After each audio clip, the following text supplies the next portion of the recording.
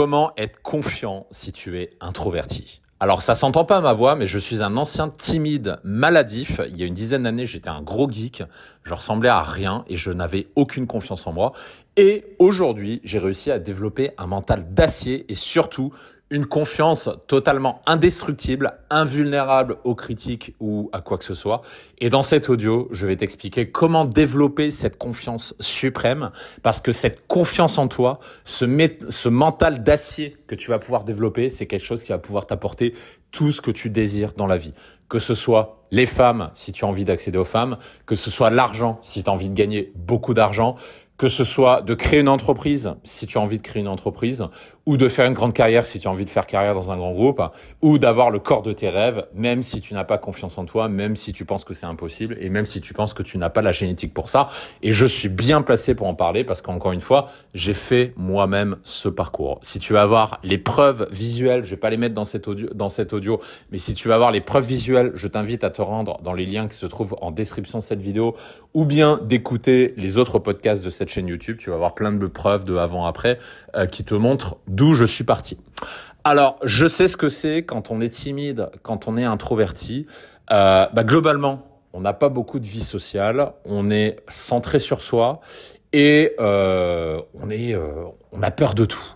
Tu as sans doute peur aujourd'hui de prendre la parole en public, tu as sans doute peur de t'exprimer, ou en tout cas, tu manques de confiance pour le faire.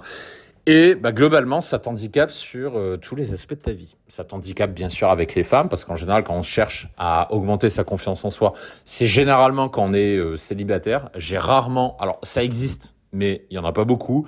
J'ai rarement rencontré des hommes en couple qui cherchent à augmenter leur confiance en soi quand on est introverti. En général, c'est parce qu'on est célibataire. Ce que je vais t'apprendre dans cet audio, c'est d'abord à développer ton estime de toi avant de développer la confiance en toi. Parce que la confiance en toi est une conséquence de l'estime de soi. Ça, c'est quelque chose qui m'a beaucoup aidé et que je t'invite à développer dès aujourd'hui, c'est de développer ton estime de toi. L'estime de soi, qu'est-ce que c'est ? Pour te faire un résumé très simple, l'estime de soi, c'est la mesure, comment tu mesures ton potentiel. Et si tu as de l'ego, en général, quand on est timide et qu'on est introverti, on a souvent un ego caché qui est assez puissant. Si tu as de l'ego, c'est quelque chose qui va t'aider. Quand j'avais la vingtaine, que j'étais extrêmement timide, c'est-à-dire juste parler devant 3-4 personnes, je me chiais dessus. Pour donner, j'avais les jambes qui tremblaient. J'étais incapable de parler devant plus de deux ou 3 personnes. Et quelque chose qui m'a aidé à cette époque-là pour en sortir, c'est la confiance absolue que j'avais en mon potentiel. Et c'est peut-être ton cas aussi si tu écoutes cet audio. Quand j'avais la vingtaine, je sentais que j'étais pas à ma place. J'étais dans une position où je n'avais accès à rien. J'étais dans une position où je n'avais pas la vie que je voulais. Et au fond de moi, je sentais une forme d'injustice envers cette vie. Pourquoi d'injustice ? Parce que je sentais que j'étais destiné à autre chose. Je sentais que j'avais un potentiel au fond de moi. Je sentais que je pouvais faire plus que les autres. Aussi, désolé, c'est mon ego qui parle, je me pensais plus intelligent que les autres. Alors, je ne sais pas si c'est vrai, mais en tout cas, à cette époque-là, c'est une croyance forte que j'avais. Quand je voyais le niveau moyen des mecs, je me disais, putain, je suis quand même plus intelligent que la majorité des gens qui sont des gros couillons. Et encore plus ensuite quand j'ai commencé à m'intéresser à la séduction et aux applications de rencontre, quand j'ai vu le niveau moyen des mecs qui essaient de draguer des nanas, putain, ça vole pas haut, quoi. C'est d'ailleurs pour ça que la majorité des mecs ont du mal avec les femmes.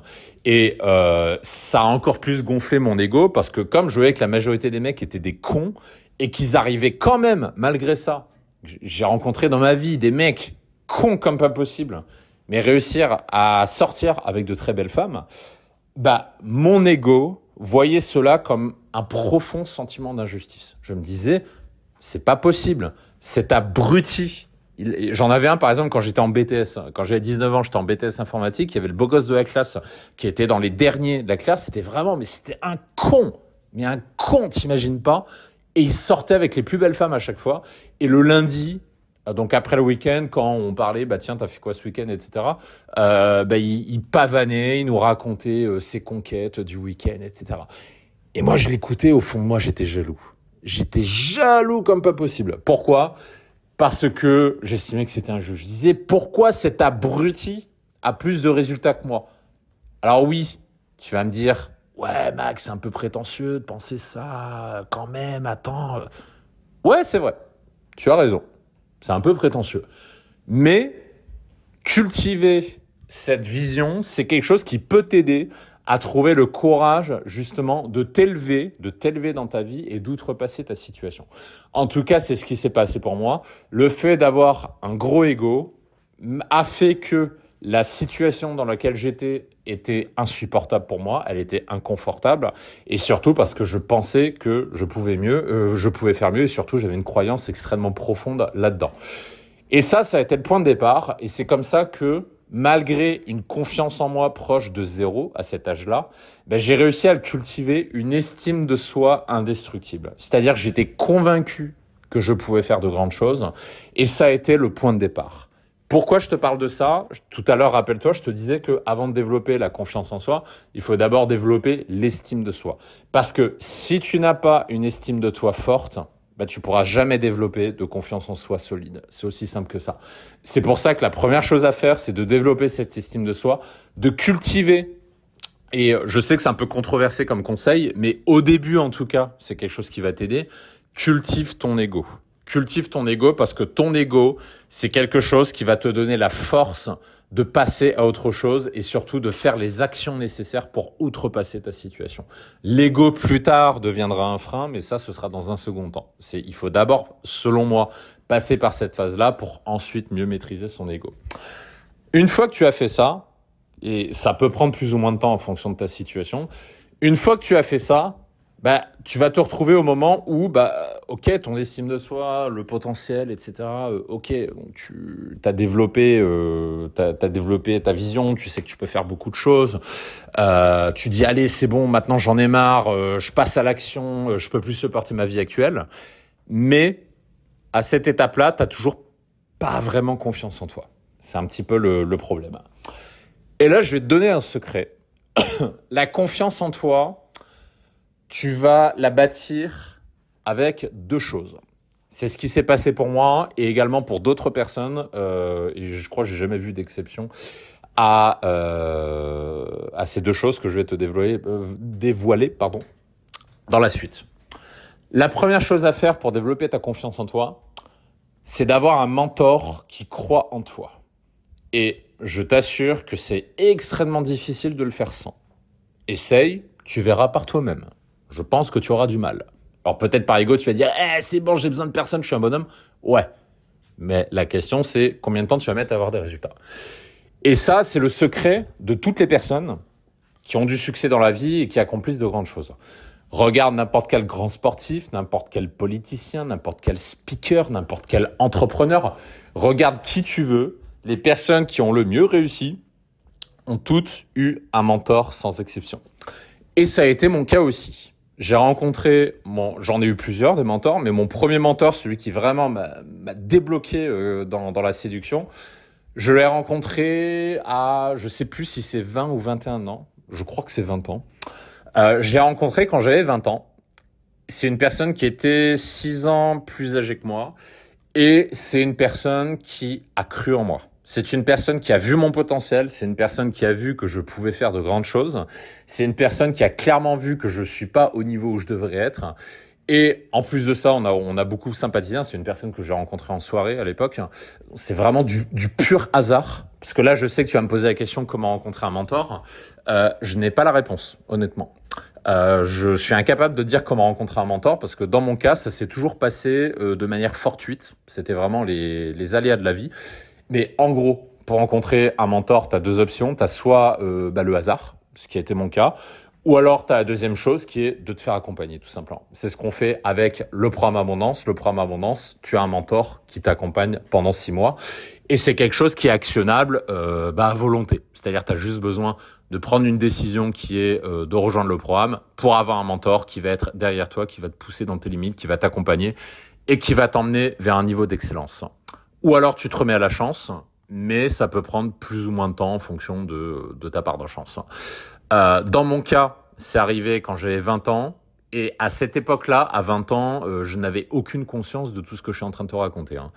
Tous les aspects estime de soi, confiance en soi, là, tous les trucs que je t'apprends dans ce podcast ou dans les autres vidéos du podcast, je n'en avais aucune foutue conscience à l'époque. Je sais même pas ce que je faisais. Donc c'est vraiment, je te dis, quand c'est arrivé par pur hasard, c'est vraiment par pur hasard. Je n'ai rien fait pour que ça arrive. Je suis simplement tombé sur une personne avec qui j'ai beaucoup sympathisé, avec qui on avait beaucoup de points communs, qui a vu mon potentiel, qui a cru en moi et qui spontanément m'a proposé de m'élever. Je ne lui ai pas proposé. C'est pas moi qui ai dit, s'il te plaît, mentor-moi. C'est lui qui m'a proposé et c'est lui qui m'a formé. Il m'a formé pendant 4 ans. Et ça s'est arrêté au bout de 4 ans parce qu'il a déménagé, tout simplement, si tu te posais la question. Et ça, c'est vraiment la première chose à faire. Je t'assure que avoir une confiance qui croit en toi, un mentor qui croit en toi et qui va t'inciter à avancer dans la vie, c'est excessivement bénéfique pour la confiance en soi. C'est beaucoup plus dur de le faire si tu es livré à toi-même. Et encore une fois, je te reprends autour de toi les exemples, les centaines, les milliers, les dizaines de milliers d'exemples de personnes qui ont réussi de grandes choses dans leur vie. Ils ont toutes des mentors, sans exception. Première chose. Et ensuite, la deuxième chose qui va t'aider à bâtir une confiance en toi solide, c'est évidemment le passage à l'action. Parce que tu as beau avoir un mentor qui va te soutenir, etc. Si tu te bouges pas le cul, si tu fais rien, il va rien se passer. Et la confiance en soi se développe avec le passage à l'action. Comme en sport, avoir confiance en soi quand on fait de la boxe, je ne sais pas si tu as déjà fait de la boxe, moi j'en ai fait pendant 4 ans, ça vient en prenant des coups. J'ai également fait 3 ans et demi de jiu-jitsu brésilien. Avoir confiance en soi en jiu-jitsu brésilien, ça se fait en se faisant défoncer pendant des années. Je me rappelle encore, je t'invite à faire un sport de combat, d'ailleurs c'est un conseil que je donne souvent à mes clients. Je me rappelle encore de mon premier cours de jiu-jitsu brésilien. Et ceux qui écoutent du jiu-jitsu brésilien, n'hésitez pas à faire un big up en commentaire parce que je pense que vous allez comprendre de quoi je parle. La première séance de jiu-jitsu brésilien a été une catastrophe pour moi. Pourquoi ? Parce que au début, il y a la partie échauffement, la partie technique, etc. Bon, c'est normal. Et puis, il y avait ma partie préférée à la fin, c'est une demi-heure de combat. Donc, on tourne avec chacun droite à gauche, etc. Et la première séance de combat, je me suis fait humilier comme jamais. Je me rappelle, la première personne avec qui j'ai tourné, c'était un mec ceinture marron. C'était même pas le prof. Le prof, c'était encore pire après. C'est prof brésilien, machin. Je vais raconter juste après. Le mec avec qui j'ai tourné, ceinture marron, beaucoup plus petit que moi, 2 fois plus léger que moi. C'est vraiment un tout petit mec. Tout petit. Puis moi, j'arrive en combat, je suis là, je dis attends, il y a quand même une différence de gabarit. C'est ce que je pense dans ma tête. Je me dis attends, il y a quand même une différence de gabarit, quoi. Et on tourne et je te jure, le combat a duré 5 minutes. Parce que quand t'es ceinture blanche, je crois que c'est 5 minutes les combats de mémoire. Ça fait quelques années que j'ai arrêté le jiu-jitsu brésilien. Il me semble que c'est 5 minutes. Ensuite, augmente d'1 minute, je crois, à chaque fois avec les ceintures. Et en 5 minutes, je crois qu'il m'a soumis 5 ou 6 fois. En 5 minutes. Le pire étant la dernière, il m'a fait une espèce de prise. Alors, je sais plus comment ça s'appelle. C'est une prise où, en fait, le mec t'enlève ton kimono et te ceinture ton propre kimono sur toi. Et à la fin, en fait, t'as les bras et les jambes qui sont complètement écartelés. En fait, tu peux plus bouger. Et en gros, le mec, il fait ce qu'il veut de toi. Et ça, c'est un peu la prise de l'humiliation que les maîtres aiment bien faire aux débutants. Je peux t'assurer que mon école, on a pris un coup sur le coup. Et ensuite, quand j'ai tourné avec le prof, qui était un Brésilien, deuxième dan, putain, ça a été encore pire. Bon, lui, il était un peu plus grand, mais là, c'était soumission de toutes les 30 secondes. Et cette humiliation de l'ego plus le passage à l'action m'a fait dire « Ah non, plus jamais des humiliations comme ça, je veux progresser, je veux avancer, je veux avoir un bon niveau. » Et ça, c'était le point de départ. Et c'est comme ça que j'ai commencé à m'améliorer rapidement et que j'ai obtenu ma ceinture bleue après 2 ans et demi de dur labeur. J'ai mis 2 ans et demi à avoir la ceinture bleue en jiu-jitsu brésilien. Et en boxe, c'est pareil, etc., etc. Tout ça pour dire... C'est pareil avec les femmes d'ailleurs, et c'est pareil pour tout. La confiance en toi, tu la développes en te confrontant au réel et en passant à l'action. Et c'est là que avoir un mentor, comme je te l'ai dit dans le point numéro 1, c'est un facilitateur extrême. Pourquoi ? Parce que imaginons que tu sois un grand timide et que ton défi ce soit prendre la parole en public, par exemple. Imaginons. Ben, je t'assure que ne pas avoir de mentor et être tout seul livré à toi-même dans la prise de parole en public, je t'assure que c'est terrible. C'est terrible. Déjà, la majorité n'y arriveront pas. Et même si tu y arrives, ben en fait, tu n'auras personne derrière toi qui va être là pour te soutenir, pour te pousser, etc. Et surtout, tu n'auras personne qui va être là pour pointer du doigt les trucs que tu aurais dû améliorer. Et ça, c'est un truc qui m'a beaucoup aidé quand j'ai eu mon premier mentor en séduction. Quand on a fait nos premières sorties, alors c'était à l'époque, c'était en 2008, hein, pour te donner un ordre d'idée, Tinder n'existait pas à l'époque. Il y avait tout juste Adopte un mec qui commençait à exister. La drague en ligne, entre guillemets, à l'époque, c'était Mythique, mais c'était payant et puis c'était pour les vieux, surtout. Mythique, c'était pour les quadras, etc. Donc moi, j'avais 20 ans, j'avais pas dessus. Et à l'époque, il y avait quoi ? Il y avait MSN Messenger et les Skyblog, tu vois. Donc autrement dit, il y avait rien. Il n'y avait pas Tinder, il n'y avait pas Happn, il n'y avait pas Bumble, il n'y avait pas Instagram, il n'y avait pas Facebook, il n'y avait rien de tout ça. Donc à cette époque-là, pour rencontrer des femmes, c'était soit la rue, soit les soirées. Donc moi, je détestais la drague de rue et j'ai commencé par la drague de soirée. Parce que y avait que ça. C'était obligé, tu vois, donc j'y allais.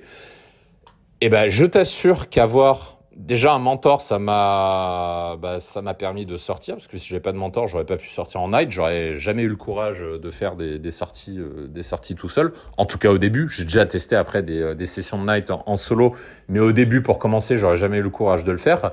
Et le fait d'avoir un mentor avec toi fait que tu vas éviter de faire des conneries.